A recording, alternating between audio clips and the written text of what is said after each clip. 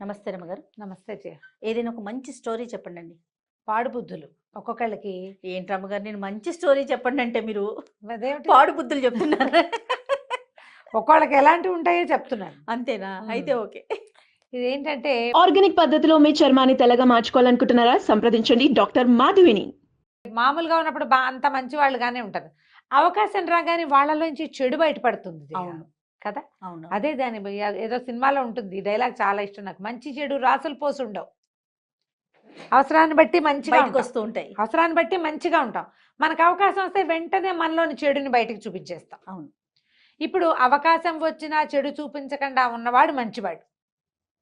రోజు మంచిగా కనపడేవాడు మంచి కాదు. ఛాన్స్ రాగానే వాళ్ళ బ్యాడ్ క్వాలిటీస్ బయటపడుతున్నాయి అనుకో, బయటపడిపోతే వెనకాల మాట్లాడేస్తూ ఉంటారు. ఈ అట్లా. మనిషి లేరు అనగానే వీళ్ళ మీద వచ్చేస్తుంది. వీళ్ళతోనే అవసరం ఉంటుంది, వీళ్ళతోనే పని ఉంటుంది నిరంతరం. ఆ మనిషి అలా వెళ్ళగానే వాళ్ళ గురించి చెప్పేస్తూనే ఉంటారు, చెప్పేస్తూనే ఉంటారు. వచ్చేస్తాయి. అదే కాకుండా సందర్భాలు కూడా, విషయాలను కూడా అలా వాడేసుకుంటారు. అవునవును. దీని మీద ఒక కథ చెప్తాను, చాలా బాగుంటుంది, ఇంట్రెస్టింగ్ గా. తప్పకుండా. పూర్వం పల్లెటూళ్ళల్లో ఈ గొడ్లు కాసేవాళ్ళు, గొర్రెలు కాసేవాళ్ళు, అలా పిల్లల్ని పెట్టుకునేవాళ్ళు. కొంచెం మంది పిల్లలు ఇంకా ఏమి ఆసరా లేక గొడ్లు కాయటమే ఇదిగా, ఓ 10-12 ఏళ్ల వయసు అప్పుడు మొదలైతే 25 ఏళ్ళు వచ్చినా వాడికి మొదట్లో చిన్న మంద, పెద్ద అయ్యాక పెద్ద మంద. పోలయ్య అని ఒకడు ఉండేవాడు. ఈ పోలయ్య ఏంటంటే గొడ్లు కాసుకునేవాడు. ఊళ్ళో కామందుల గొడ్లన్నింటినీ మలుపుకుని తీసుకుపోయేవాడు, తిరిగి వచ్చేవాడు. అయితే ఏమైందట, ఒకసారి చాలా పెద్ద మైదానం ఉంది వీళ్ళ ఊరికి దగ్గరలో, అక్కడికి తీసుకొచ్చేవాడు. పెద్ద వర్షం వచ్చిందట. అయితే కొంచెం చిన్న గుహ లాంటిది ఉంటే దాని వైపుకి గొడ్లన్నింటినీ తోలేసి వానలో ఉరుములు పిడుగులు పడుతున్నాయని వీడేం చేశాడు, ఆ గుహ చివరి భాగంలో నిలబడి చూస్తున్నాడు. వాన ఎప్పుడు, ఆ పిడుగులు ఉరుములు ఎప్పుడు తగ్గుతాయో అప్పుడు ఊళ్ళోకి పోదాము అని. పెద్దగా ఎవ్వరూ లేరు. అయితే ఏమైందట, పెద్ద పిడుగు పడింది, సమీపంలో ఉన్న ఒక చెట్టు కాలిపోయింది. సరే అంటుకుంది, మెల్లిగా వాన పడుతుండేసరికి ఆరిపోతాయి చెట్లు, అంటుకుంటాయి భగ్గుమని. అలా మండి మండి ఇదైపోవు, ఏదో కొంత కాలుతుంది, మళ్ళీ వాన పడ్డం మొదలవగానే ఆరిపోతుంది. ఆరిపోయింది. సరే అయ్యో చెట్టు బ్రహ్మాండమైన చెట్టు ఇటు అయిపోయింది అని గొడ్లను మళ్ళేసుకుంటూ బయటికి తీసుకొచ్చాడు వాన ఆగేసరికి. ఏ చెట్టుకి మీదైతే ఆ పిడుగు ఉరుము పడ్డాయో, మెరుపు పడ్డాయో, ఆ చెట్టు కింద ఏదో మెరుస్తూ కనపడింది.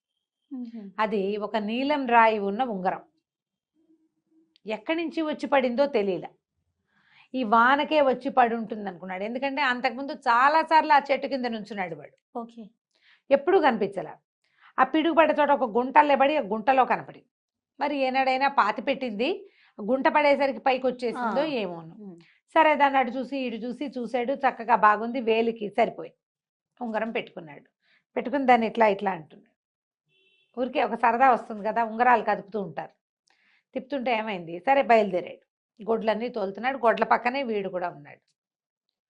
ఇది కనపడేసరికల్లా, ఒరే పోలయ్య ఇప్పటిదాకా లేవు, ఇప్పుడు ఎక్కడి నుంచి వచ్చావురా అని అడుగుతున్నాడు ఎదురుగుండా ఎవడో మనిషి వస్తూ. గొడ్లు వెళ్తేనే ఇతను నడుస్తున్నాడు, ఎదురుగుండా వస్తున్న వాళ్ళకి ఇతను కనపడలా. ఇక్కడేమున్నాను, అప్పటి నుంచి గొడ్డను తోలుకొస్తున్నా కదా, ఇదిగో కర్ణం గారు గేదె అన్నాడు. కనపడలేదురా నువ్వు, ఇప్పుడే కనపడుతున్నావు, ఇందాక నుంచి చూడలేదు అన్నారు. అయితే ఇతను ఈ ఉంగరం తిప్పుతున్నాడు కదా, లోపలికి మళ్ళీ తిప్పాడు. తిప్పేసరికల్లా, పోలిగాడు ఇక్కడే ఉండాలి, మాయమైపోయాడేంట్రా, ఎక్కడా కనపడ్డు, ఏ గొడ్డు కింద దూరాడు అని ఎదురుగుండా ఉన్న వాళ్ళిద్దరూ మాట్లాడుకుంటున్నారు. తన దేని కింద దూరలా. ఇందాక ఏ కరణం గారి గేదె పక్కన నిలబడి ఉన్నాడో ఇప్పటికీ వాడు అక్కడే ఉన్నాడు, అక్కడే నడుస్తున్నాడు. వాళ్ళు తనకు కనపడుతున్నారు, వాళ్ళిద్దరు మనుషులు. ఒకడు ఒక మోతబరి గారి దగ్గర ఉన్న పాలేరు, ఒకడేమో వాళ్ళ బావమరిది. వీళ్ళకి నేను ఎదురుగుండా ఉన్నా, నేను మాయమైపోయాను అనుకుంటున్నారు ఏమిటి అనేది అర్థం కాల. ఏం చేశాడు, అట్నుంచి ఇటు తిరిగి వచ్చి గొడ్ల మధ్య నిలబడి ఉంగరాన్ని వెనక్కి తిప్పాడు. తిప్పంగానే వాళ్ళు, ఒరే మన గేదెల మధ్య దూరిపోతున్నాడు రా వీడు అని పక్కపక్క నవ్వారు. భలే దూరేవరా అని. వాడు దూరలా, వాడు నడిచి వచ్చాడు, వీళ్ళకి కనపడలా. వాడికి అప్పుడు ఏమర్థమైంది, ఇప్పుడు కొత్తగా వచ్చిన మార్పు ఏంటి, ఉంగరంలో ఉంది.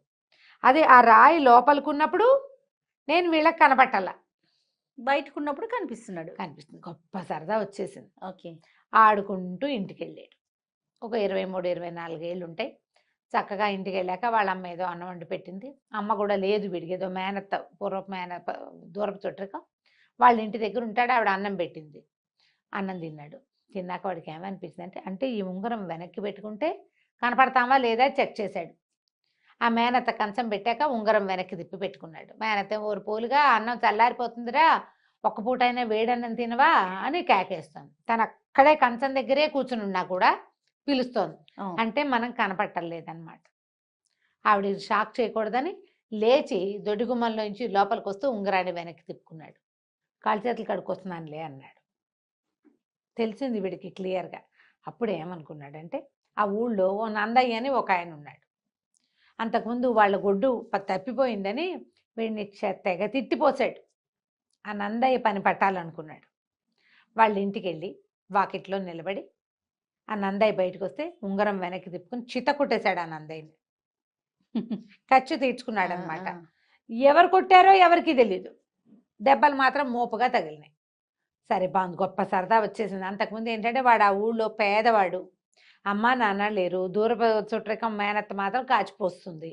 ఆవిడకి ఆ ఇల్లు వాళ్ళ ఇల్లు వాళ్ళకు ఉంది, వాళ్ళ పంచన ఉంటాడు వీడు. ఇల్లు వాకిలి ఏమీ లేవు. అలాంటి ఎవరు లేని పిల్లలకి పిల్లలు మరీ అలుసు ప్రపంచానికి పాపం. అవును.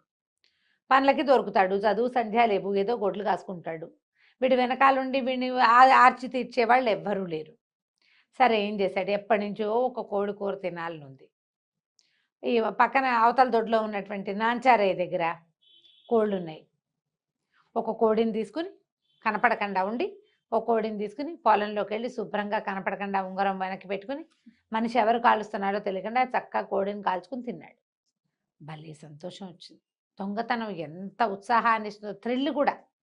మనం ఎవరికి కనపట్టలేదు అంటే ఒక థ్రిల్లింగ్గా ఉంటుంది. అవును. దొంగ పని చేసేటప్పుడు ఎవరైనా మనని చూస్తే సిగ్గుపోతుంది, ఏం చేయాలో తెలీదు. దొంగలందరి పరిస్థితి ఇదే, కనపడినప్పుడే చేస్తారు. కనపడేటప్పుడు ఇలాంటి వేధవ పని చేయగలమా? అవును, చేయలేకపోతాం కదా. కానీ వీడికి ఏమనిపించిందంటే ఇవి గొడ్లు కాసుకోవటము, వాళ్ళు వీళ్ళు ఇచ్చే అన్నాలు కూరల మీద ఆశపడ్డము, పావలా 10 పైసలు దాచుకునేందుకు కూడా ఓ అల్మర్ లేదు, బీరువా లేదు, ఎందుకు వచ్చిన బతుకు. హాయిగా ఏం చేద్దామంటే ఇక గొడ్లు తోలటం మానేశాడు. నాకు ఒంట్లో బాగుండేది, నేను తోలని చెప్పేసాడు వాళ్ళకి. ఈ చెరువు దగ్గర కనపడే ఆడవాళ్ళకి చూసి ఉంగరం వెనక్కి తిప్పుకోవటం, వాళ్ళ మెళ్ళ నుంచి గొలుసు లాగేసుకోవటం. ఇంతే. ఊళ్ళో అందరినీ ఏడిపించుకుతున్నాడు. ఎవరు లాగుతున్నారో తెలీదు, ఎవరో కనపడరు. వీడని ఎవరికీ తెలీదు. ఏ కోడినో ఏ మేకనో వాళ్ళు ఏదైనా వంట చేసి పెట్టుకుంటే వెళ్ళి వాళ్ళ ఇంట్లోకి వెళ్ళి అన్నం తినేసి వచ్చేవాడు కడుపు నిండా. ఎవరింట్లో నుంచైనా మంచి కూర వాసన వస్తే వాళ్ళ ఇంట్లోకి వెళ్ళిపోవటం. వీడికి అవకాశం దొరికింది. మరి వీడు అదృశ్యంగా ఉండే అవకాశం ఉంది, ఆ ఉంగరంలో ఉంది మహత్యం అంతా. హాయిగా కడుపు నిండా తినేసేవాడు, చేతికి అందిన డబ్బులు నగలు వస్తువులు తెచ్చుకునేవాడు, సుఖంగా జీవించడానికి అలవాటు పడ్డాడు. వీడు ఏ పని చేయకపోయినా వీడికి డబ్బులు ఎక్కడి నుంచి వస్తున్నాయి అని వీడిని పట్టించుకునే పరిస్థితి ఎవరికీ లేదు ఆ ఊళ్ళో. చేస్తే పని చేసేవాడు. ఆ మేనత్ ఒకతే, వదిలే నేను తిన్నానంటే ఎవరి దగ్గర పని చేశాడో అన్నం తిని వచ్చాడు అనుకునేది. ఆవిడ దారిన ఆవిడ ఉండేది. సరే కొన్నాళ్ళకి ఏమనిపించింది, రోజు రోజు ఈ కడుపు నింపుకోవటము, రోజుకు డబ్బులు సంపాదించుకోవటం ఏమిటి, ఏకంగా సంపాదించేసుకోవాలి అని పుట్టింది. అప్పుడు ఏమనుకున్నాడు అంటే పక్క ఊళ్ళో రాజుగారు ఇల్లు, చాలా పెద్ద ఇల్లు, కోటలాగా ఉంటుంది, అక్కడికి వెళ్ళి సంపాదించుకొద్దాం అనుకున్నాడు. దాని మీద పడింది. పడి ఒక ఇల్లు వాకిలి ఏర్పరచుకుంటే మనకు కావాల్సిన డబ్బులు సంపాదించుకుంటే సరిపోతుంది ఆలోచించుకున్నాడు. సరే ఏం చేశాడు, ఊళ్ళోకి వెళ్ళి ఈ పల్లెటూరు వదిలిపెట్టేశాడు. అందరికి చెప్పాడు మేము వెళ్ళిపోతానని. పై ఊళ్ళో ఏదైనా పని చూసుకుంటానంటే ఈ ఫోన్లే బతుకుతాడు అనుకున్నారు. వీడు ఆ ఊరు వెళ్ళి ఓ ధర్మసత్రం దగ్గర ఒక ఇల్లు తీసుకున్నాడు. ఆల్రెడీ వీడికి దగ్గర కొంత డబ్బులు ఉన్నాయి కదా.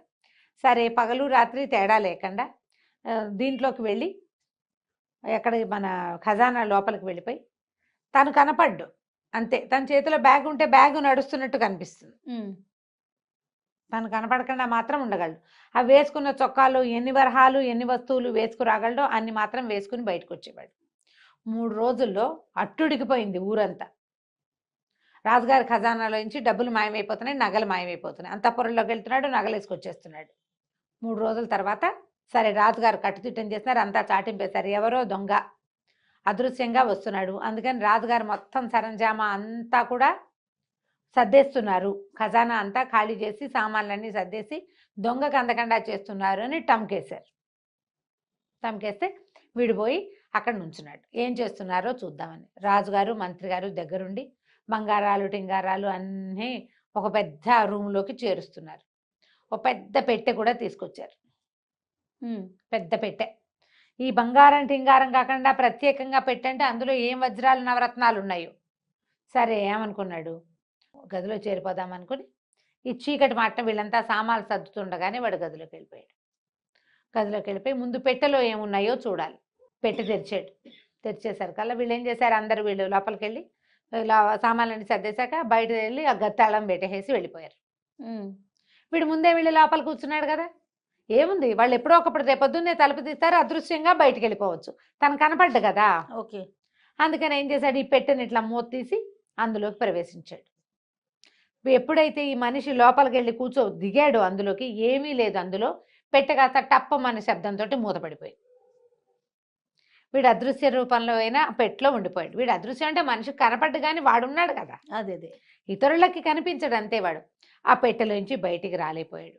ఏమనుకున్నాడు, రాత్రికి పడుకుందాం, ఏదో అన్నం తినే వచ్చా కదా, రేపొద్దునే పెట్టె తీస్తారు, అప్పుడు వాళ్ళకి కనపడకుండా మనం బయటికి వెళ్ళిపోవచ్చు. పెట్టె ఎందుకు తెచ్చి పెట్టారో అర్థం కాల, పెద్ద భోషాడం పెట్టలాగా ఉంది. కానీ ఆ రాజుగారు వాళ్ళు ఎవ్వరూ తలుపులు తీయలే. నెల రోజుల పాటు ఆ గది తలుపే తీయబడలేదు. వీడు ఇలాగ ఇన్విజిబుల్గా లోపలికి వచ్చి ఇది చేస్తున్నాడు అనే సంగతి తెలుసుకుని వాడిని పట్టడానికే ఈ ప్రయత్నం చేశారు. వాళ్ళు ఆ పెట్టె కాదు అసలు, గదిలోకి లోపలికి వాడు వచ్చేస్తాడు, తాళం వేసేద్దాం, వాడు గదిలో ఉండిపోతాడు అనుకున్నారు. తలుపు కొడతాడని భావించారు. 2 రోజుల తర్వాత ఆకలితోటైనా తలుపు కొడతాడు కదా, దొంగ అయితే మాత్రం ఆకలికి ఆగలేడు కదా అనుకున్నారు. వాడికి అసలు తలుపు కొట్టే పరిస్థితి కూడా లేదా, పెట్టెలో ఉండిపోయాడు. అత్యాశకి లభిస్తున్న కొద్ది దాంతో సంతోషంతో ఉండకుండా దొరుకుతుందా కదా, దొరుకుతుందిగా, ఎప్పుడో దొరికిపోతుంది దొంగ అంతే. అత్యాశకి చేసి చివరికి ఇందులో ఇరుక్కునిపోయాడు. నెల రోజుల తర్వాత ఈ సామాన్లపై కొట్టు ఓపెన్ చేసి ఆ పెట్టె తీస్తే అందులో చచ్చి శవమై అస్థిపంజరం మిగిలిన వాడు దొరికాడు. వాడి చేతుకున్న నీలం రాయి ఉంగరం చూశాక మంత్రి గారు చెప్పారు, ఇది ఆసిపోతు ఉంగరం అంటారు దీన్ని, ఎక్కడో పాతి పెట్టేసి ఉంటారు మన ముందు తరాల వాళ్ళు, దీని గురించి కథలుగా మనం వినేవాళ్ళం. వీడెవడికో దొరికింది, వాడెవడు ఏమిటి అనేది చుట్టుపక్కల ఊళ్ళన్నీ టంకేసి ఏ ఊర్లో నుంచైనా ఓ కుర్రాడు తప్పిపోయాడా ఏమిటి వెళ్ళిపోయాడా అనేది కనుక్కుంటే వాడు వీడని తెలియదు. వీడు గనక ఆశకి ఎక్కడో చోట కంట్రోల్ చేస్తే బాగుండేది. అత్యాశ తీర్చిన కొద్దీ తీర్చమంటుంది. ఆశపోతనం అన్నీ అంతే కదా జయ. అవునండి, అవును. ఇతరులవి ఆక్యుపై చేయటం, ఓ చోట చేస్తే ఇంకో చోట చేస్తే, ఓ హత్య చేసిన వాడు ఇంకో హత్య అవలీలుగా చేస్తే వెళ్తూ ఉంటాడు, అట్లా వెళ్తూ ఉంటారు. ఓ వెధవ పని చేసిన వాడు ఎవరికి దొరకలేదనుకో మళ్ళీ చేస్తాడు. అవును, దొరికిపోవాలి, లేదా వీడు బుద్ధికి మొదటే తప్పు చేయకుండా ఉండాలి. ఇదేనేమంటే మంచి కథ అంటే ఇప్పుడు నేను పిచ్చి కథ చెప్పినట్టు. చాలా బాగుంది రమ్మ గారు, సూపర్. నమస్తే.